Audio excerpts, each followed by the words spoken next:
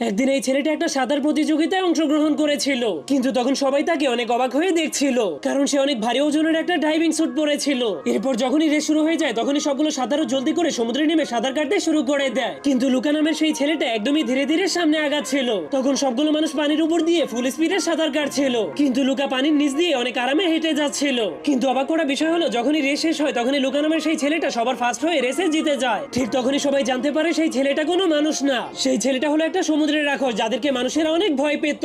এজন্য মানুষের হাতে শিকার হওয়া থেকে বাঁচার জন্য সমুদ্রের রাক্ষসগুলো অনেক বছর ধরে সমুদ্রের গভীরে লুকিয়ে লুকিয়ে বসবাস করত। এজন্য লুকা নামের এই ছেলেটা ছোট থেকে কখনোই সমুদ্রের বাইরে যায়নি, যার কারণে সমুদ্রের বাইরে থেকে আসা প্রতিটা জিনিসকে দেখে সে অনেক আকর্ষিত হতো, এমনকি অনেক ভয়ও পেত। এরপর একদিন লুকা পানির নিচে মানুষের একটা পুরনো গান বাজানোর যন্ত্র খুঁজে পেয়ে যখনই অনেক খুশি হয়ে যায়, তখনই হঠাৎ করে ডাইভিং স্যুট পরা একজন লোক বল্লম নিয়ে তাকে শিকার করার জন্য সেখানে চলে আসে। এজন্য তাকে দেখেই লুকা প্রচন্ড ভয় পেয়ে নিজের জীবন বাঁচানোর জন্য একটা গুহার মধ্যে লুকিয়ে যায়।